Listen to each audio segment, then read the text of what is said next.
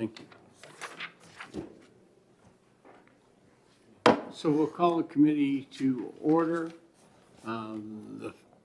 Sorry for the delay, but there was a bill signing up in the governor's office. So those of us that took part were out of the way. And the first bill we have is House Bill 468. Representative Hill is anybody here to represent Representative Hill and introduce the bill?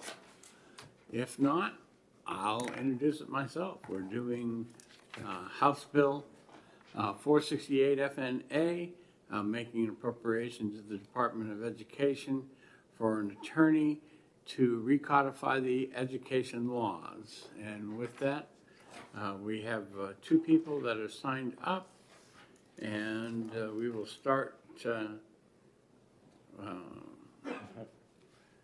I guess, is it Terry? Oh. Yes.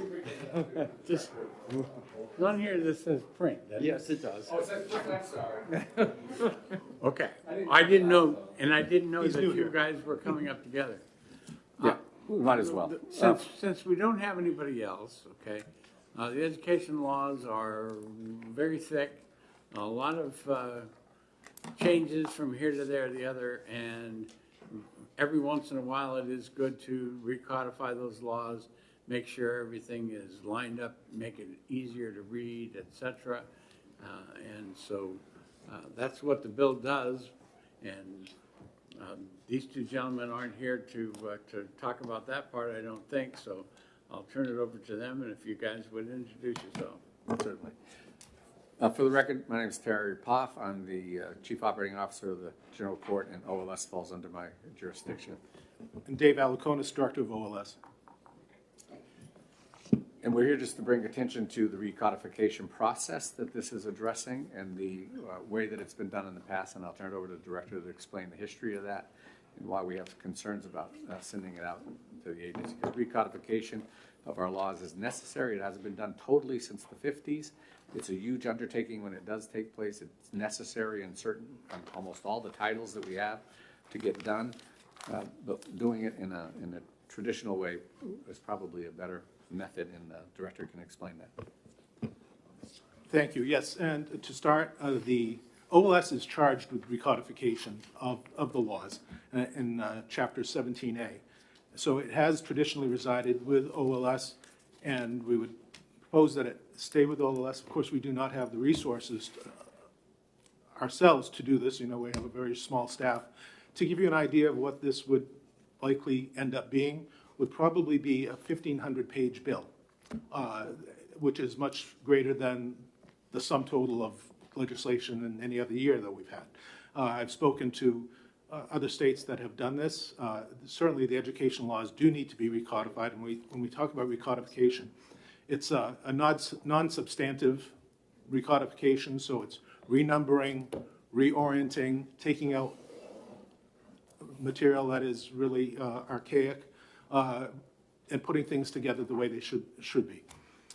The education laws, to my knowledge, have not been done perhaps ever since the 1955 recodification. In the past, the recodifications that we have had, and there has not been any in the recent years, agriculture, DMV stands out.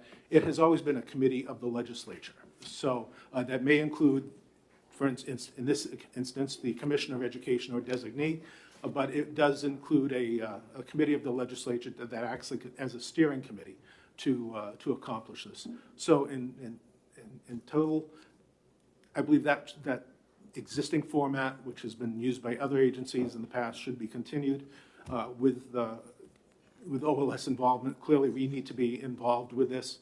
We've stumbled over 100-page amendments just this year that we did not have any foreknowledge of, and it gummed up the works considerably at OLS as we were drafting this year. So we need to be a direct component sitting at the table, and we certainly would need the resources to hire the assistance is needed. Whether or not $100,000 is entirely appropriate, I cannot say, because this is a massive undertaking. Just to expand a little bit on the prior practice, is that OLS would be the ones who would be doing the drafting, but there would be a committee overseeing them. I did put in a request to have the amendment drafted that would do that. And right now on the committee, I put one senator, 2 representatives, somebody from DOE, somebody from the teachers union, somebody from the State Board of Education, and OLS themselves. Remember that no matter what we do, 17A says that bill's got to go back through them anyway to be reviewed before we can actually bring it to the floor. So there is no choice in that. That's what and if you have education recodifying the laws for education, that's kind of like having the wolf, take care of the chickens. So so if you want to comment on that. It's a statutory requirement, really, that the OLS do that, and so I think it resides there, it should be done there, and it's the appropriate place to do it.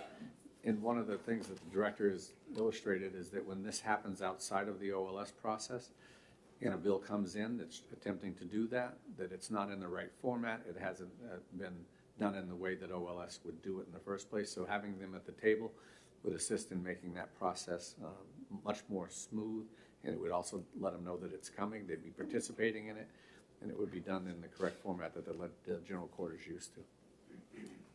Questions from the rest of the committee members? All right, seeing none, thank you. We have Mr. Chairman, members of the committee.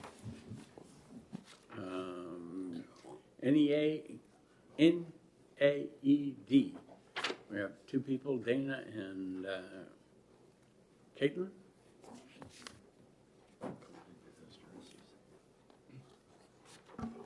Good morning, I'm Caitlin Davis from the Department of Education. Good afternoon, Diana Fenton, also with the Department of Education. So this bill really came of some conversations and some work that the Department of Education has been doing over many years relative to the existing education laws. When I presented this bill in the House, I brought the existing law book, which is several inches thick, and dropped it on the table, and it was pretty good theatrics for the hearing. Didn't remember that today, but so the conversation that we just had with OLS is a conversation we've heard for a very long time. I think everybody and anybody that works education laws will agree that the education laws in their current form are messy and are confusing, sometimes antiquated. And so we are really trying to move forward with something that we feel like we can better work with. We hear the conversation that there are not enough resources at OLS to do this work that will take a lot of time, and which is a large reason why the Department of Education thought we would work with Representative Hill to propose this bill in the first place, so that we can help provide those resources. What the department kind of had envisioned this to be was the department doing an RFP to have a consultant review all of the laws and potentially rules and come up with a proposal, which we would then work hopefully with a committee like you just proposed to kind of go through that and see what are acceptable changes and what are not acceptable changes. I do take offense a little bit to your analogy of the wolf taking care of the sheep, and I would say it's actually much more like the shepherd taking care of the sheep, because we're the ones that are working with those laws and rules on a daily basis, and we actually can tell you the challenges we face, the good areas, the bad areas, what should stay the same and what should change. Just on a daily basis, we refer to it kind of as accidental compliance at the Department of Education. But because the laws are, in some cases, 200 plus years old, the laws have been written over, and rather than kind of understanding some of the impact of the different pieces, we leave something in law one here, and then we move something over here, and now they potentially conflict. A very basic example is a bill that was heard in Senate Education this morning relative to allowing charter schools to have building aid. In 2012, the building aid law was rewritten to allow charter schools to have building aid. But then in the charter school law itself, it specifically prohibits charter schools from having building aid. And these are just many conflicts that we discover on a regular basis. I could give you a whole litany of those. We could spend hours going through them, but I don't want to take the time to do that. The Department of Education really sees this as something that will help us with schools, help us and help schools and everybody else responsible for implementing those laws really have a set of laws that will be clear and concise and really be able to be something that we can work with going forward with rather than the existing set that we have so many challenges with. Do you want to testify also? I certainly plan to. As an attorney, I like to hear myself talk, but Caitlin Davis summed it up pretty well, so Thank you. I'm going to rest on what she Introduce said. yourself first. Well, I introduced myself earlier, but Diana Fenton, I'm an attorney with the Department of Education. Okay. I do just want to point out one other thing. So we had worked with this, I wouldn't say extensively in the budget, but we had quite a few budget conversations with Division 2. And the proposal that we had come up with that I think the amendment had just kind of got dropped because a lot of other things happened in the budget process, was potentially to have the Department of Education release an RFP to get some really quality estimates, see who's out there available to do this work, and then take the results of that RFP and bring it to the fiscal committee and present that, and then potentially get any additional appropriation that we would need and select that candidate in collaboration with the fiscal committee. That was a conversation that was had relative to some of the concerns that OLS had brought up, and then also some other concerns relative to $100,000 not being even close to enough money to kind of start this project. So that was a proposal. I think that would be a great idea if we could bring that amendment back into play if we could find it. So I have contacted both the chair of the House Education Committee and the chair of the Senate Education Committee and told them about RSA 17A. And I don't see you guys putting out an RFP for the entire project. If you are going to put out an RFP for someone that education is going to have, then maybe that can be discussed. But the way the bill is structured right now, I don't see happening in the Senate, but I'm only one vote in 7 and one vote in 24. But, 17A, pretty much if you read it, Roman 3 in there, says that OLS is in charge, okay? And the committee advises. So your role, as I see it, would be an advisory role on that committee. So, if you need someone to represent you on there, that would be the only thing that I would see. You want to comment on that, and then we'll let the rest of them. sure. I mean, I understand OLS's responsibility in 17A, but I think that we're at a point where we really need to start making some movement on this project. I work with these rules on a regular basis, or these laws on a regular basis, and it's challenging. And what I really don't want to be doing is sitting here in another 10 years asking the same request. So we really just are hoping for some either expedition of this process or some additional resources to kind of prioritize these needs so we can really help do the best job that we can with your expectation of the Department of Education. Myself personally, I don't have any problem with taking on the recodification process. It's just that, in the example that you gave about charter schools, okay, which way are you going to resolve the issue? Are they going to be able to do it, or are they not going to be able to do it? Which piece of legislation was written last or passed last? All of those things are things that the committee should decide and not Department of Ed on their own. Oh, absolutely. The Department of Ed does not believe that they should be making those decisions. The Department of Education would like to hire somebody to identify all of those continued issues. Another example is when, the law uses the word State Board of Education. Well, that was really from a day, a lot of times where we found it was when the State Board of Education was responsible for doing a lot of work and not the Department of Education. Things like pupil versus student. when we use the general word school, do we actually mean charter schools? Because maybe that law was written in 1989 before anybody could even envision what a charter school was. There's just so many examples of that we really need to start moving the ball forward rather than just saying, okay, this is good enough, because eventually the department makes a decision that the legislature is not happy with because of a small section of the law that potentially is conflicting. So that's what we have to say. We've done our best to try to move the ball forward. If we don't want to go any further with this, we understand that too, and we appreciate your time. I certainly encourage you to get on my schedule, come into the office to, suggest on the amendment, but unless one of these, or several of these other senators tell me to go in a different direction, it's going to be OLS that is in charge of the recodification, so. Questions, statements, anything from any of the other senators? Senator Bradley.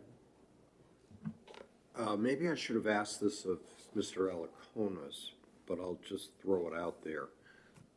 It was probably 7 or 8 years ago that I sponsored a bill to recodify all the banking laws.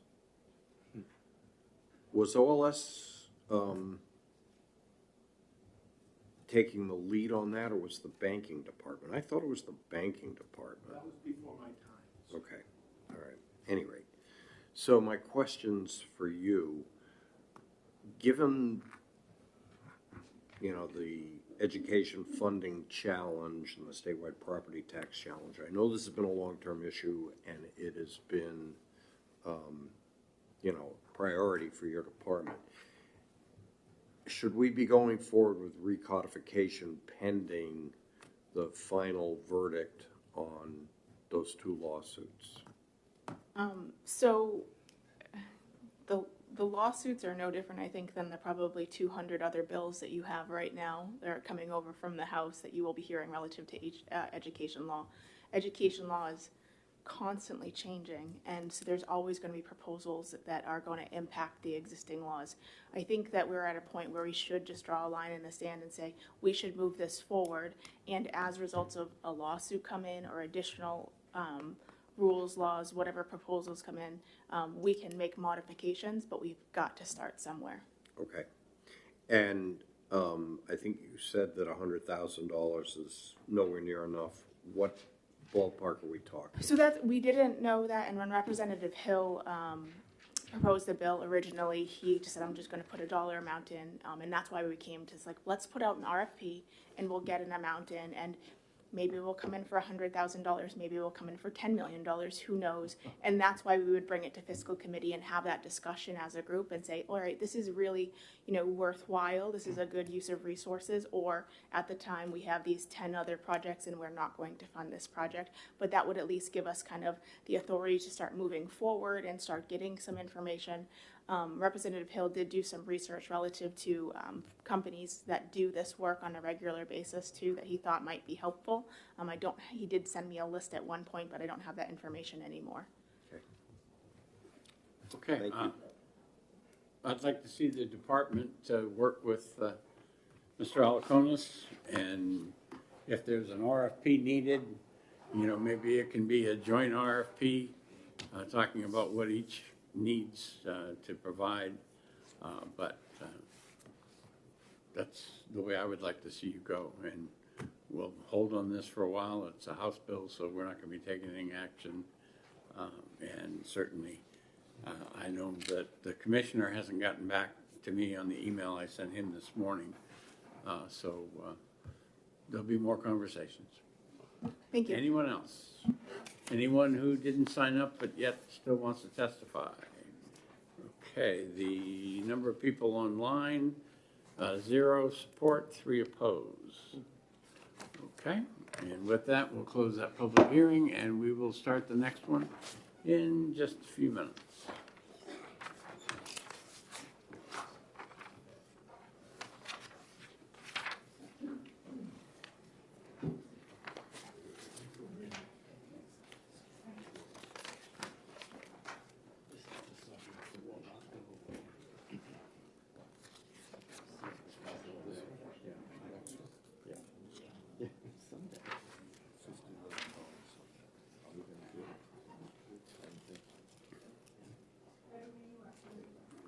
Okay, with that, we will open the public hearing on House Bill 436 and ask the prime sponsor to introduce the bill. I'm actually not the prime sponsor, but I am the person who wrote it, so in that sense. Anyways, thank you, Mr. Chairman and members of the committee. For the record, my name is Dan McGuire. I represent the town of Epsom. This bill had a very circuitous route to get here. It started as the bill that would have spent $250 million over 5 years to increase the pension characteristics of Group 2. And that, as you know, we put in our version of the budget. You took it out and replaced it with a committee. Maybe some of your members here were on this committee. And that result of that committee turned into a bill that is now in the House and is likely to come to you in crossover. And it's no longer $250 million. It's something, I think, just slightly under $50 million, maybe something like that. So I would hope that you would save that kind of money to pay for that bill. So this bill started.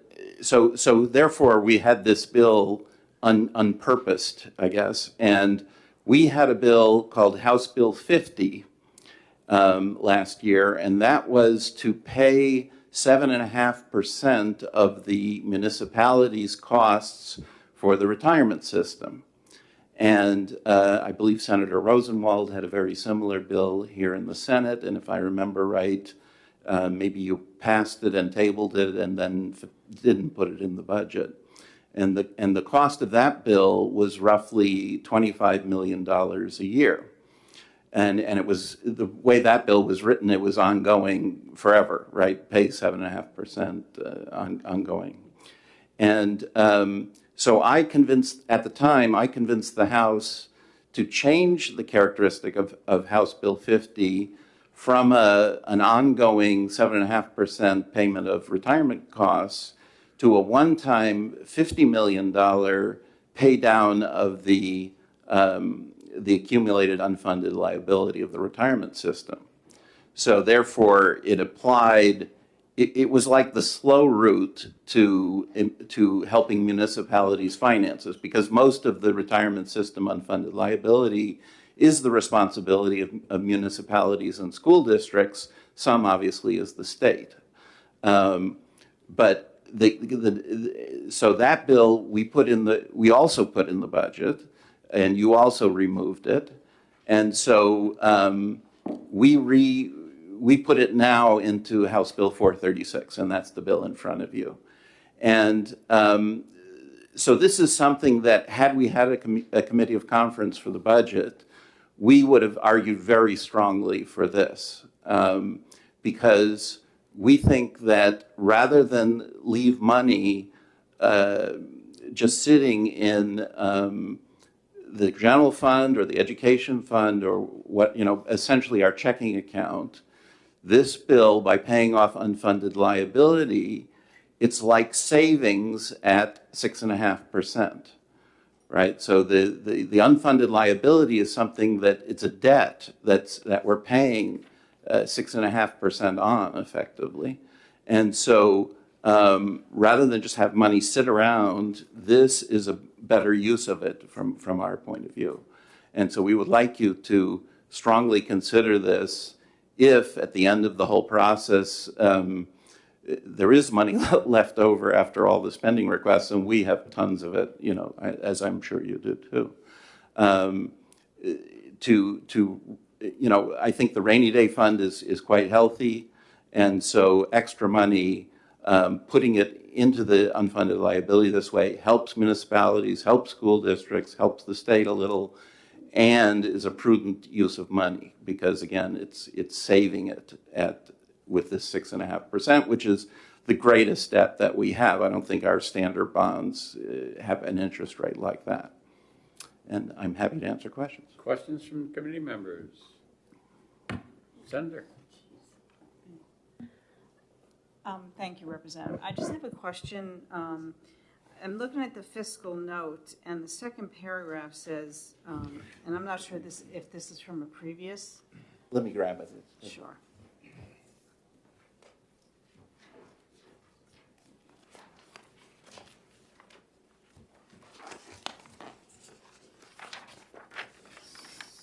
Well, on both, so the first paragraph says, this bill restores to Group 2 members' age and service requirements, benefit calculations, and definition related to final average, and enable compensation to its original form prior to 2011 amendments. Is this from the previous bill, and it was just never deleted out? Yes, I think so. That first sentence, it doesn't apply to this. It's the whole paragraph. Both paragraphs say that, so I'm. Yeah, and a general fund appropriation each year, et cetera. Yes, you're right. This is not correct.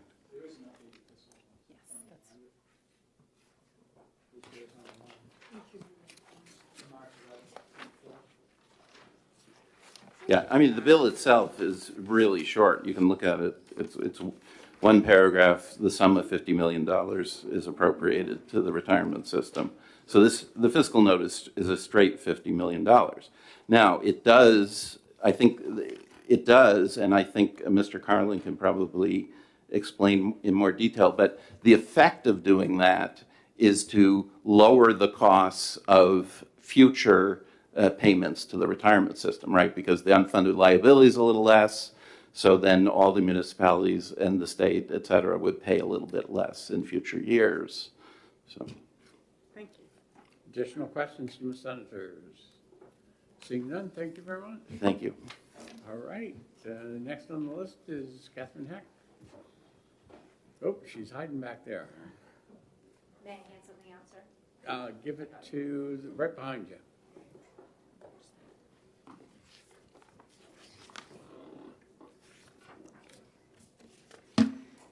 Okay. For the record, my name is Catherine Heck. I represent the New Hampshire Municipal Association, and we are here in strong support for House Bill 436 as amended to pay down the UL.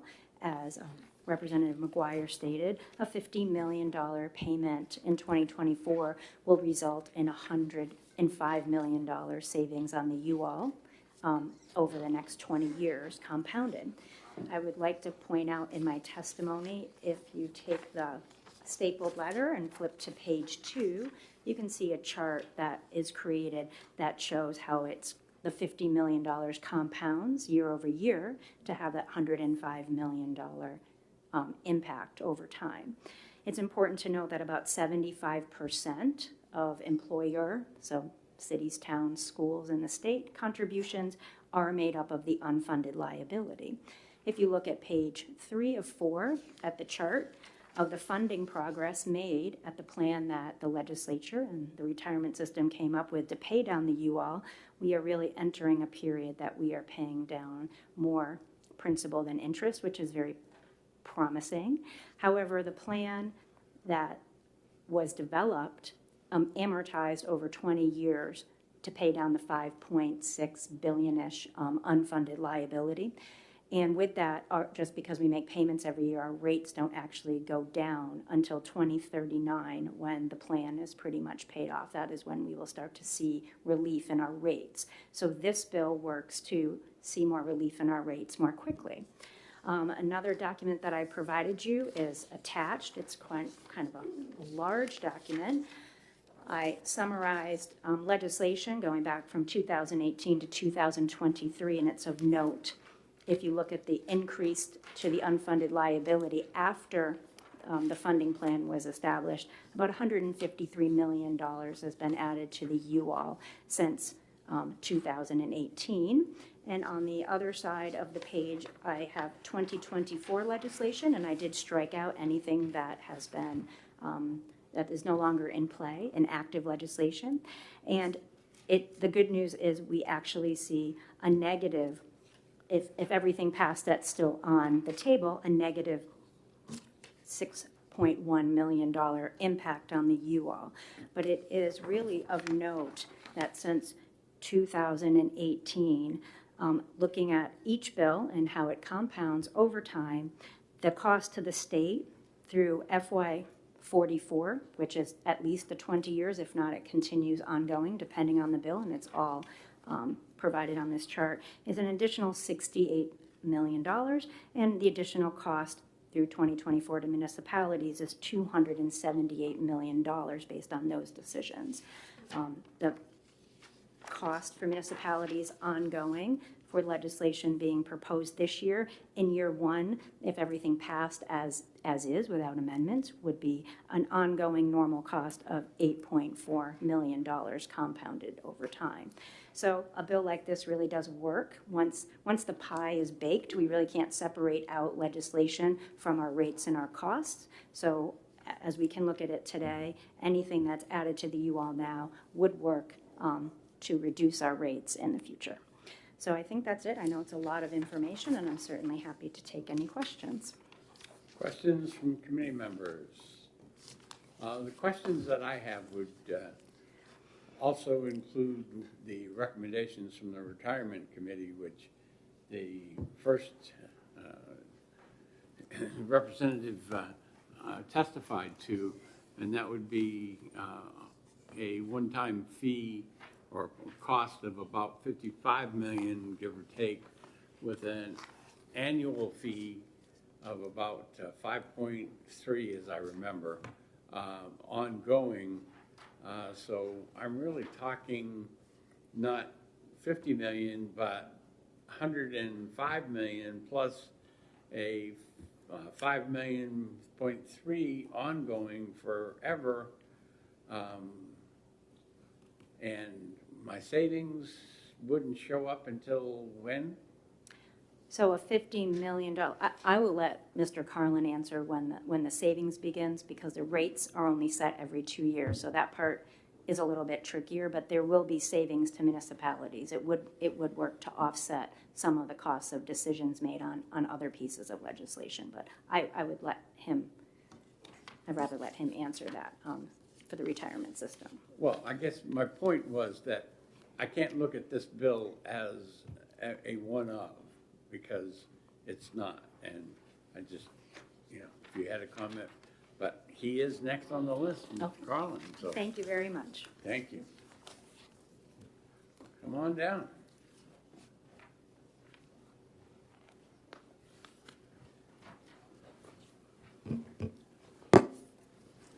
Thank you, Mr. Chair. Marty Carlin, representing the New Hampshire Retirement System. Because this appropriation is a policy matter, we don't have a position on it, but we would not turn down a check towards the unfunded or when given to us. So I think that both the Representative McGuire outlined the way this works. In consumer finance term, this is essentially paying a little extra on your principal on your credit card up front, so you're going to be paying less interest every month while you're paying off that debt because you put that money in. So that's the general principle how this would work. And the fiscal note from last year, which should stand, the FY 26-27 rates are going to be set this summer, and with that appropriation added to the liability prior to that, they would show up in the 26-27 rates, and then for the next 20 years, the 50 million would be recognized over that period. So it would be an annual savings for employer contributions, regardless of other changes to the law and actual experience. There's about 830,000 for the state in FY 26 and 3.5 million for all of the municipalities and schools combined. So about 4.3 million less, and that savings that amount would expect it to go up at the payroll growth rate about 2.75 over time as we move forward. So that's pretty much the bill in a nutshell. I'd be glad to answer any questions I can. Questions from committee members? So you mentioned a savings of 3.4 million. What period of time was that over? This would be recognized in the rates over a 20-year layer. So it would, over 20 years, you'd see the savings.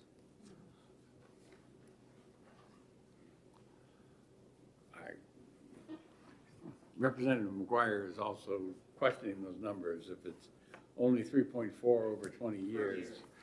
Oh, per year, oh, yeah. Per year. Yeah, if I wasn't clear, no, that's the FY '26 number, and that amount will grow a little bit based on the payroll growth assumption going forward. So it's, 4.3, 4.4 million in the first year, and then every year thereafter, increasing. So if I look at this as a whole, between this bill and the bill that would spend $55 million plus a 5 point whatever annual, I'm still gonna be in the hole for a bunch of money. And, increasing costs still to both the state and the towns, when you put them together, of another $2 million a year. Yeah, I don't have the cost numbers for the bill you're referring to in front of me, but it is correct that the amount saved by this appropriation into the employer rate is less than what it would increase by as a result of that other bill. Okay, at some point, I guess I'd like to also understand that this 50 million would be coming from the state, but the savings would be both the state and the towns in their rates, if I understand it all correctly. Yes, yes. Okay, any additional questions? All right, thank you very much. Thank you. Is there anyone who has changed their mind and wants to testify? Apparently not. For the people who signed in online, there's 2 in support and 1 opposed. And with that, we will close the public hearing, and I'll take a motion to go into executive session. So we have a motion and a second to go into executive session. All those in favor say aye. Aye. All those opposed say nay. The ayes have it. We are in executive session. And we're going to go right to our list of bills on our plate.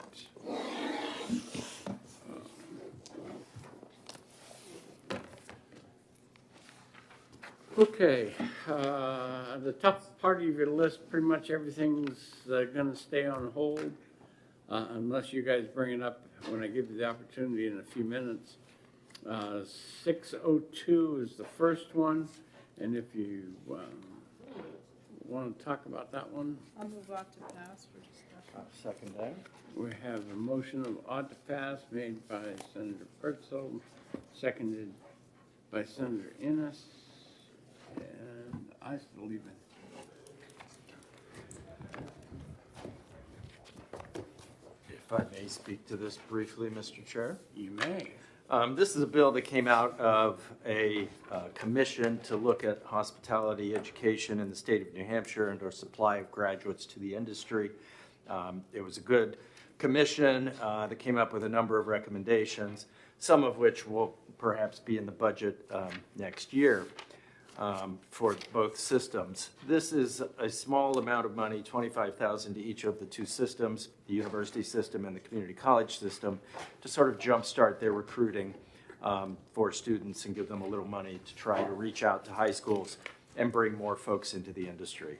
So modest amount of funding.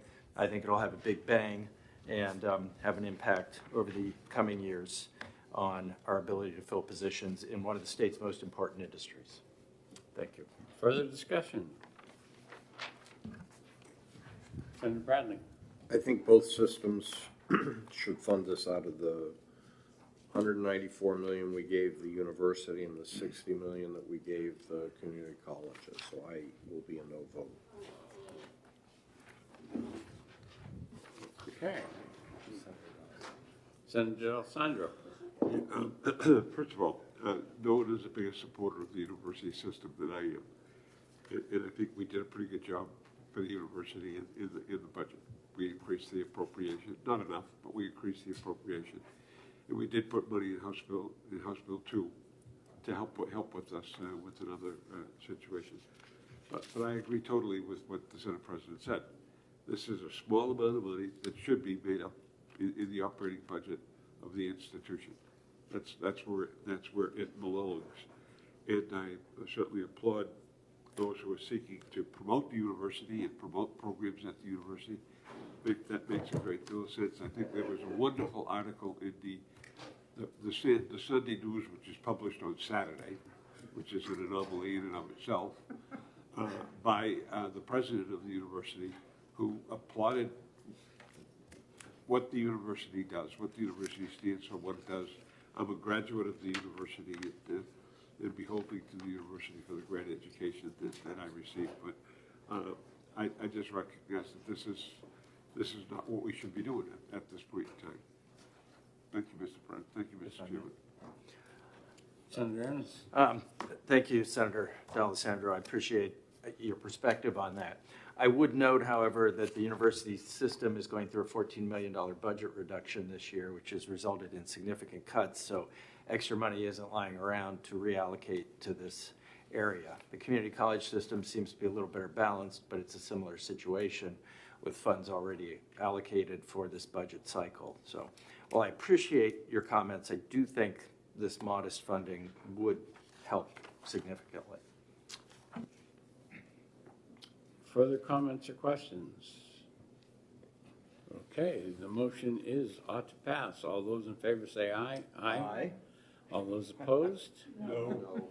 All righty then. A no? Okay. 4-3, and motion fails. I have an alternate motion. IS, made by Senator Rosenwald, seconded by Senator D'Alessandro. Further discussion? All those in favor say aye. Aye. All those opposed say nay. No. And that one is a 5-2. Okay. And Senator Rosenwald, you made the motion, so you get to take it out.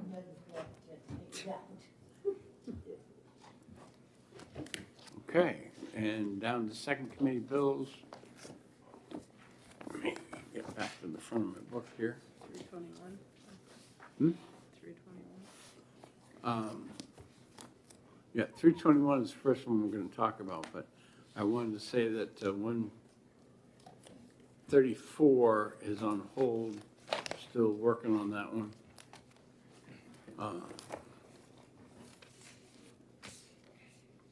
And so the next one is 321.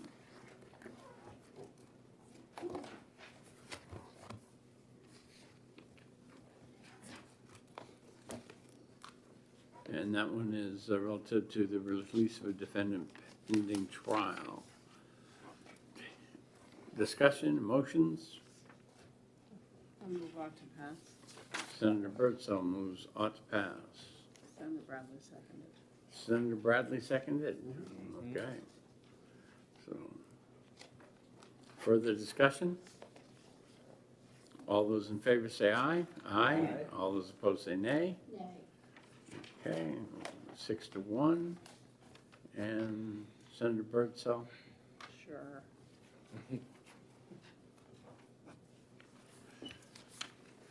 Okay. 342, it's on hold. The next one on my list is 364.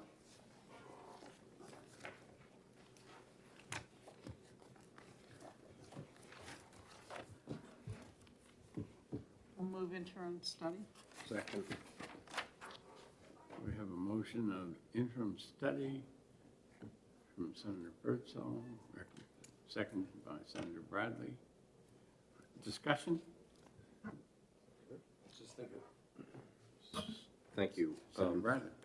I think an up to $10 million expenditure is, given all of the things that we're facing, it ought to come back next year in the budget. I realize it was last year in the budget, but I think there are higher priority items. Senator Rosenwald. Well, I sure hope it does come back. Senator, I can assure you if I'm back, it will. And if you're not back, maybe she'll do it, so. There you go. We never know. All right, further discussion. Okay, the motion is interim study. All those in favor of interim study, say aye. Aye. All those opposed? I'm going to say no. And we have a 6-1. And, you want to take it out? Sure. Okay.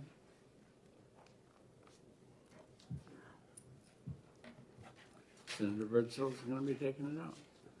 Next one on my list is 410. I put that one on hold also. 455, again, on hold. 456 is the next one to take some action on.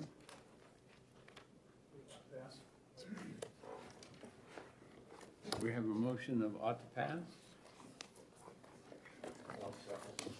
Let me get there. 456.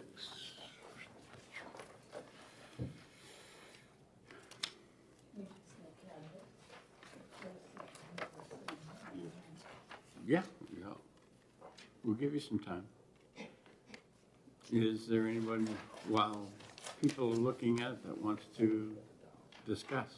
I can give a little bit of update. Sure.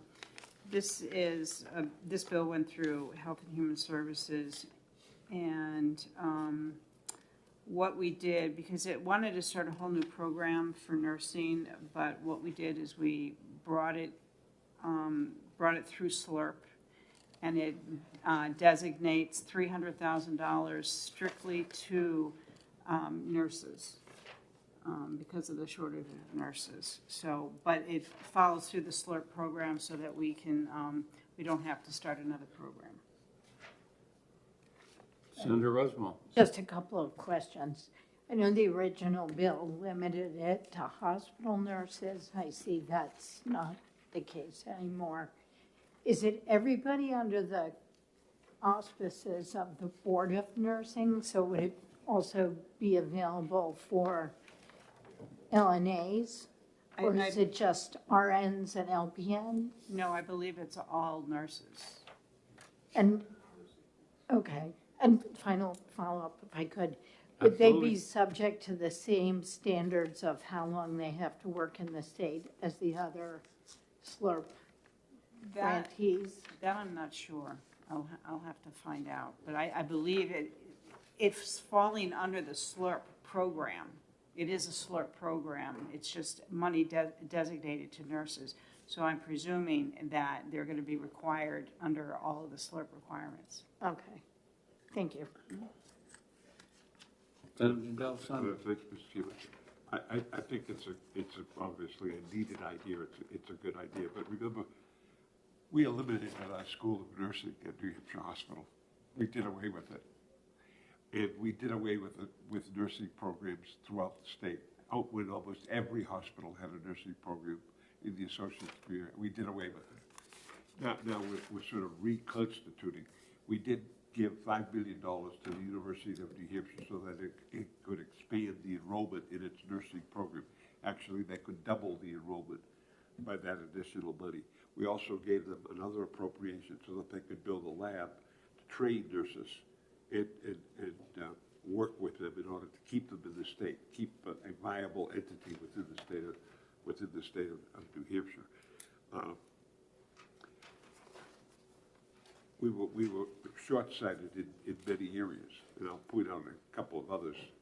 And this is an attempt to come back, but I think we don't have dough to do this at this point in time, in my opinion. It's certainly the fact that we reinstituted the associate degree program at St. Joseph's Hospital. We did grant them authority to have the nursing program there. The other things that I have mentioned that we have done at the University of New Hampshire to induce more people into the nursing program and to provide space for more people in the nursing program. I mean, all of that's been okay. Senator Shaheen got a grant for Rivier University to increase the nursing body there and to supply dollars to do that. I think we are doing some very significant things to do this, and I think we better stay on it. I'm not sure this one answers the call. Thank you, Mr. Chairman. Senator Bradley, I saw you first.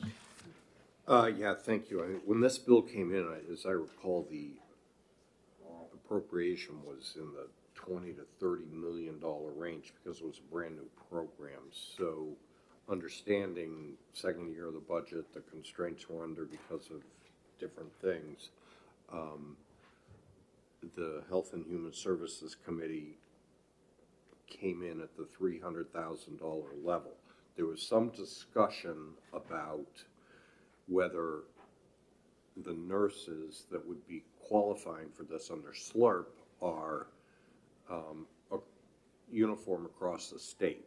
What SLRP is, and I think everybody should know, is underserved areas. So a lot of rural areas, but I think you could make the case in Manchester too. And we all know how bad the nursing shortage is. So I think on a short-term basis, this is pretty reasonable for a modest sum.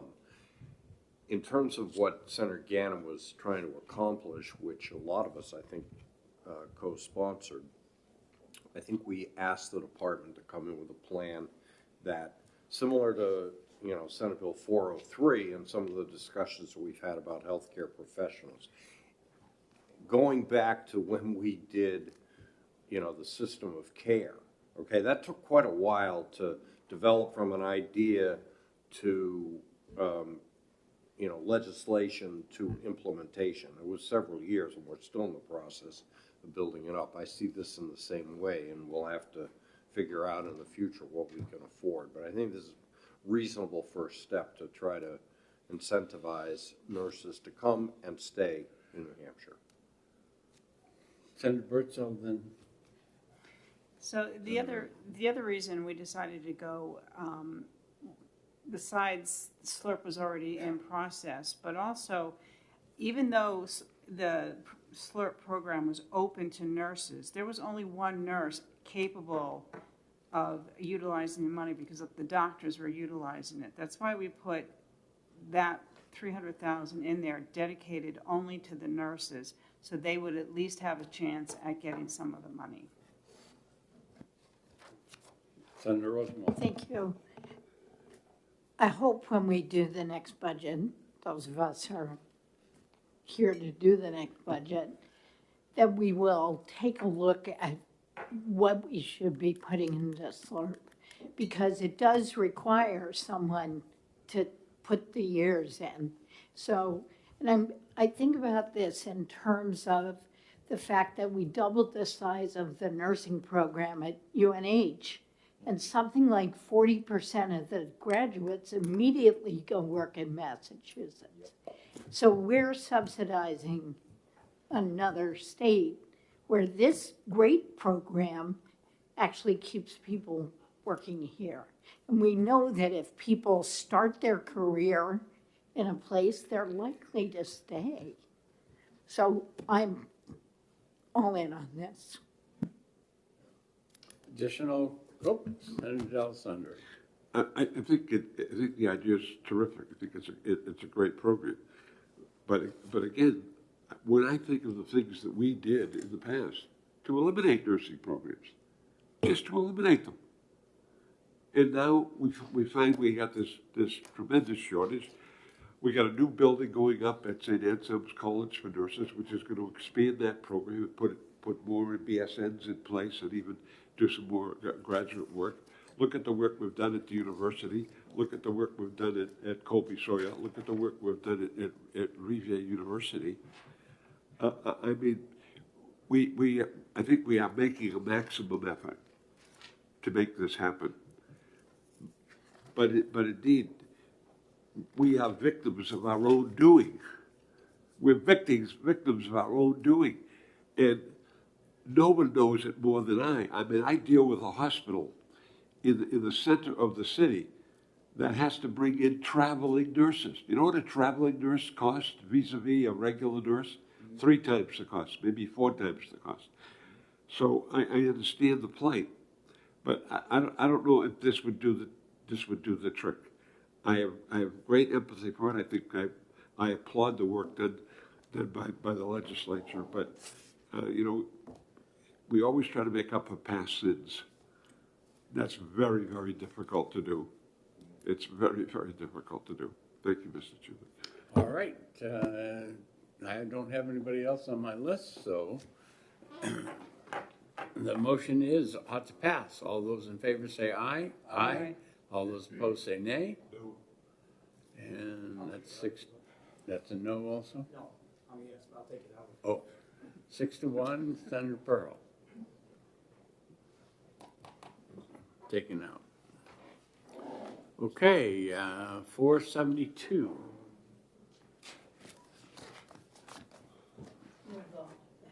Second. Pearl, excuse me, Rosenwald and Bradley. Okay, discussion. Senator, Thank you. We worked really hard on this bill in Ways and Means and really came to a compromise in several areas, particularly on the idea of giving the host community some game dates. And I think we got to a good compromise that charities would get kind of first dibs on the dates. I think the issue of the moratorium dates is a compromise. Some people would want to see none. Some people would want to see forever. So I think this is a good bill that doesn't have a cost to the state. Senator D'Alessandro. Well, I concur with my colleague. I think it's a good piece of legislation in this, like we have charitable gaming. It's proliferated. We're going to have 20 casinos in New Hampshire, which I guess benefits the charities. When I looked at the last number, almost 30 million had been developed for charity, or given to charity under the old formula developed by Senator O'Dell and myself when we were on the Ways and Means Committee of the Senate a number of years ago. This is a good compromise as far as the moratorium is concerned, the ability of a host community to get dates but not interfere with the charity. The charity would still have a preference over that. You got a town like, or a city like Nashville, which will get 30 days of gaming under this situation. 30 days of gaming is a pretty pronounced amount. It's a pretty good amount of money. So the host communities that do have to spend money, in many areas, get some kind of compensation for that. So it's a good compromise. I think it works. There'll be efforts to change this in the future, I'm sure. But for now, I think this makes sense, and I support it. Further discussion? Seeing none, the motion is ought to pass. All those in favor say aye. Aye. All those opposed say nay. 7-0, Senator D'Alessandro. Okay. Next bill is 480.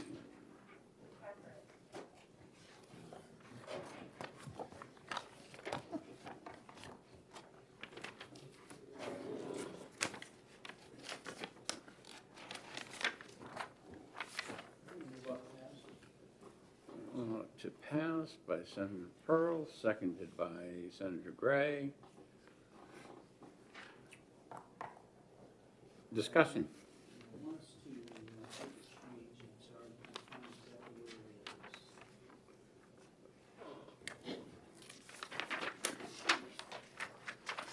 So we're talking about a committee amendment and So the expenditures on this bill is over $500,000 because they're looking for new positions.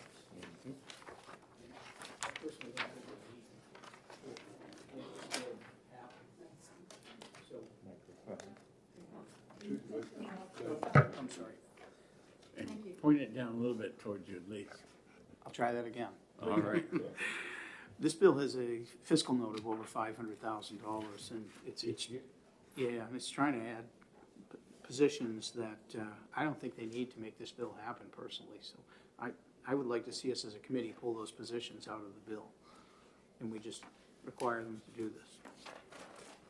This is something they should be doing anyway. LBA, how do I fix that? Actually, you don't have to do anything. There's no authorization for the positions in the bill. So that's just OPLC's estimated expenditure cost, but if you feel they can do it without that, you would just pass the bill as is. Well, that's why I couldn't find where to That's take why them you out. couldn't find it. When I was reading the fiscal note, and I'm like, I don't see where I'm gonna take this out. All right, then I'll just move it out to pass. And you've already done that. How many boards have that many licensees? Oh, gosh. I'm winging it here. I'm trying to remember from testimony. It's not a lot. I'm thinking it's 2 or 3, but I am not, please don't hold me to that number. Yeah, there's not too many that have that many members. Further discussion? All right, what would happen here is that if they need more people, they would have to come in the next budget cycle and request the people through the normal process. Okay, so. And I would be fine with that if they can justify why they need them, but right now where I'm sitting, I don't think they do. Yeah, and with a fee Senator Bradley, you turn your mic on. I'm done. Gotcha. I said, and with a fee structure to pay for it. Right. All right, the motion is ought to pass. All those in favor ought to pass, say aye. Aye. All those opposed, say nay. The ayes have it. And Senator Pearl? I'll take that out.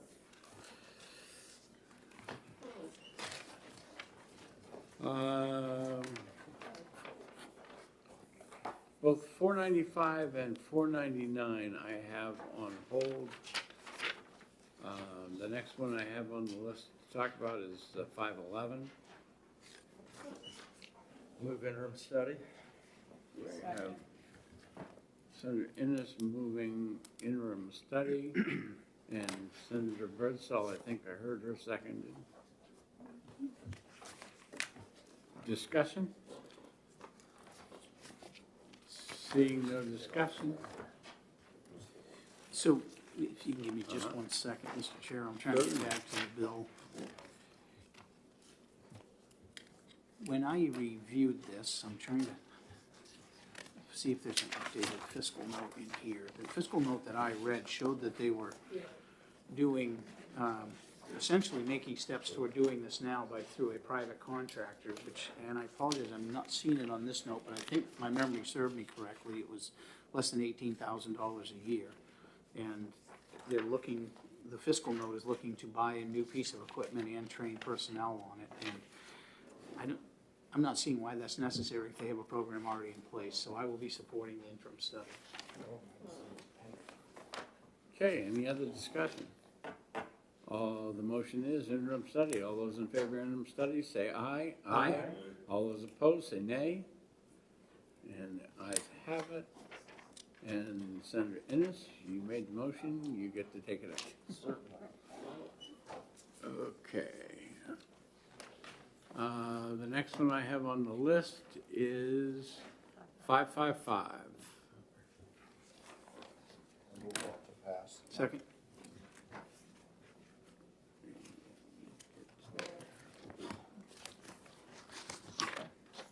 Not to pass by Senator Bradley, seconded by, did I hear Senator Pearl? Yes. Seconded? Yep. Okay. Discussion.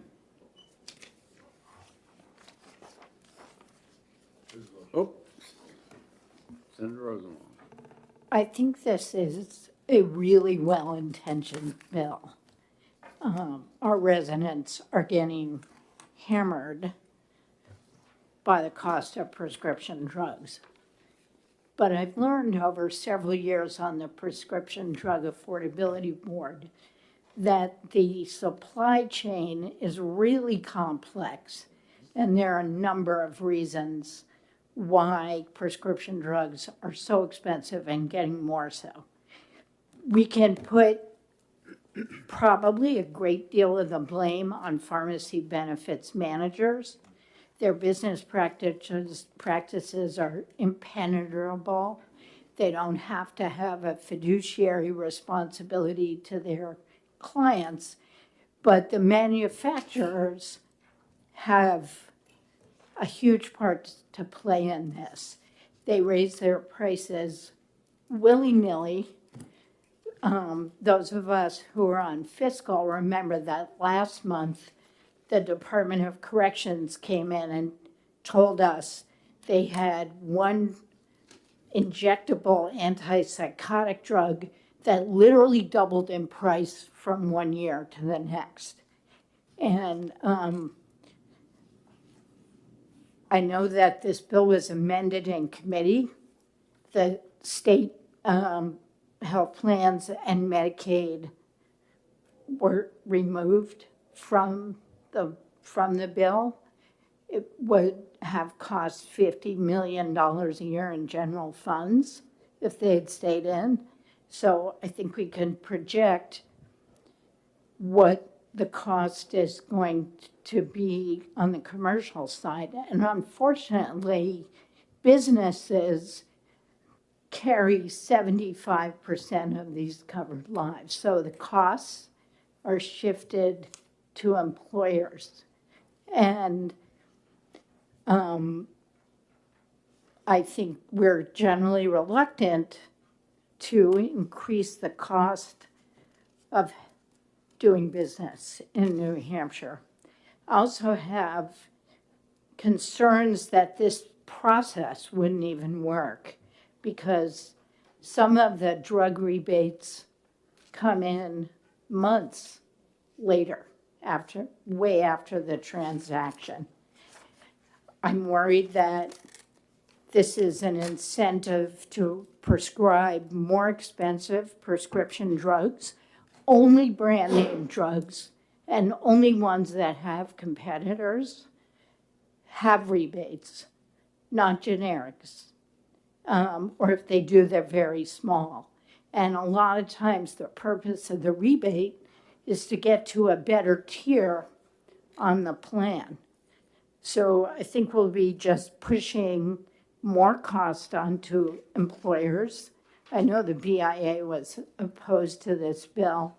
What I think we should do instead is extend the sunset date for a year and figure out really what we can do that's fair to both the consumer and the employer, because 75% of this cost is going directly to businesses. So I think there was no mandate review done by the insurance department. It would be good to know what it really is going to cost our employers. Thank you for letting me vent.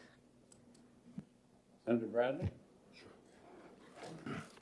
So the Health and Human Services Committee looked at this bill, did a lot of work on this bill, and quite frankly, it is a compromise.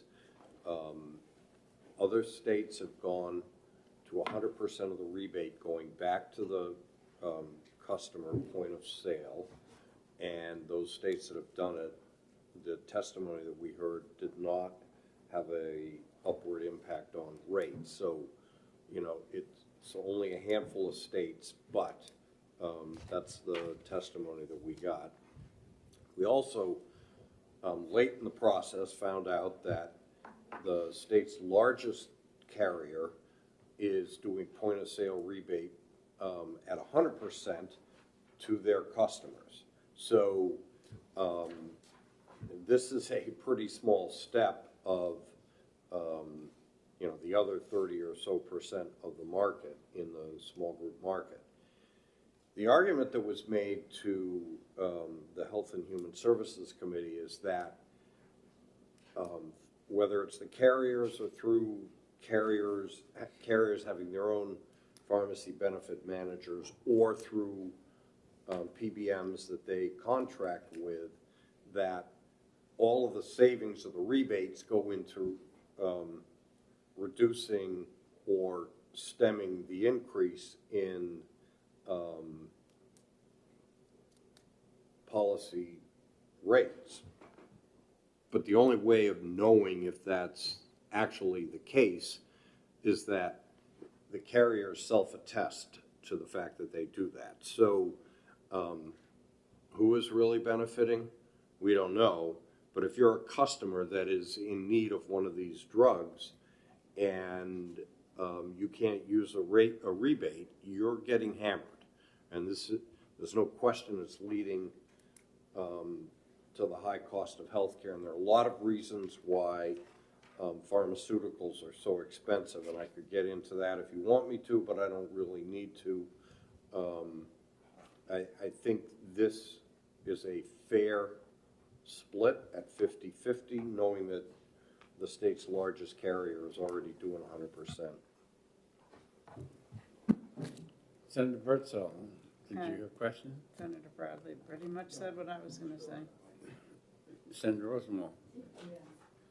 I have this information from the insurance department that does indicate that allowing rebates to go to the employer does exert downward pressure and has over the last couple of years on per member per month costs. So we must have different information from what you heard in committee.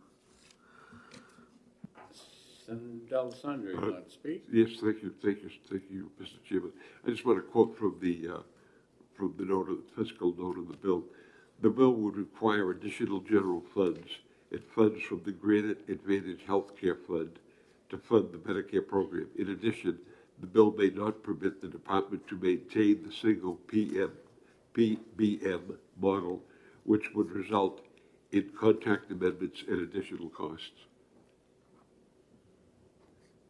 I think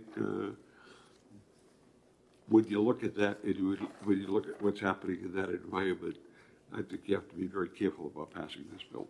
I think we have a response to your comment.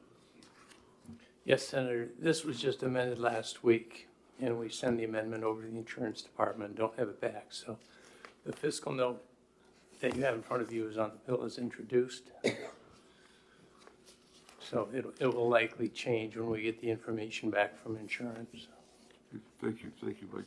And that was the whole point about the amendment that we did to make certain that it didn't apply to Medicaid. Seeing no other comments, the motion is ought to pass. All those in favor of ought to pass, say aye. Aye. All those opposed, say nay. No. And we have a 5-2, and unless somebody else wants, I will take that one out. Oh, Senator Bertzel wants to take it out. Okay. That was 555. Now there's several that we're going to put on hold, 559, 563, 583, 591, so that we're down to 595 is the next one we're going to take up today. I'll move on to that. I'll second. Okay. You guys are way ahead of me. Catch up here.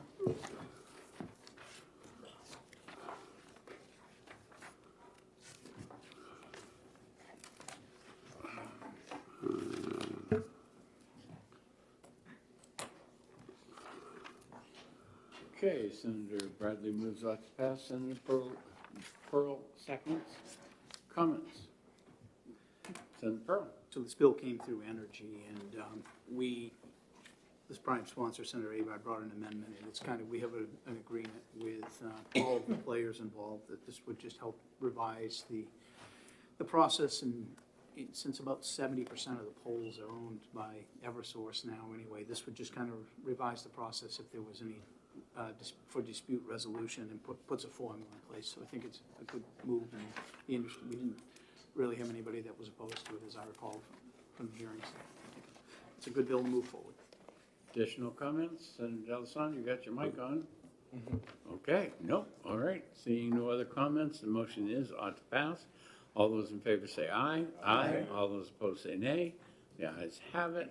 And Senator Pearl, it sounds like you want to take it out. Hey, I was just guessing, of course. 603. Second. You want to take it out too?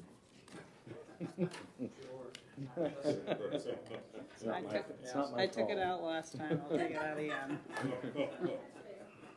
I'll put you down at the bottom. Okay, comments on 603? Seeing, We already moved off the, okay. seeing there's no comments, the motion is ought to pass. All those in favor say aye. Aye. All those opposed say nay. The ayes have it, 7-0, and Senator Birdsall begged for this one. The next one on the list is 604. I'll move on to pass. Second. Senator Ennis moves ought to pass, Senator D'Alessandro seconds. Comments? I just applaud my colleagues for the good work done on this piece of legislation. Obviously, it was a terrible tragedy, And we're dealing with this with a better system of security at New Hampshire Hospital. But indeed, this was a man who gave his life. He was a retired police officer, but basically as most of his professional life in policing, but at this point in time was not a sworn police officer. It did not fall under the statute that I created many years ago. So I thank my colleagues for their support. I think we had unanimous support, and thank Senator Pearl for his work on the bill before his committee. It's a question of doing the right thing at the right time. Thank you. Further comments? Seeing none, motion is ought to pass. All those in favor say aye. Aye. All those opposed say nay. Senator Ennis, you get to take it up. Thank you. Or maybe Senator D'Alessandro, Oh, please. Senator D'Alessandro, I you want to yield. take this one out? Yes. That's fine with me. Yeah. Okay, that's going through the list. Certainly, we're able to go back through anyone that anyone wants to discuss. I don't suggest that you pick the ones on hold because they were put there for reasons, but that's certainly up to you if you want to. Any other bill that any of the senators wanted to discuss? No. Okay, I'll take a motion to come out of executive session. So moved. I have lots of people who want to move to come out of executive session. And so all those in favor say aye. Aye. All those opposed say nay. The ayes have it. Our business of the day being completed, we are adjourned. All right.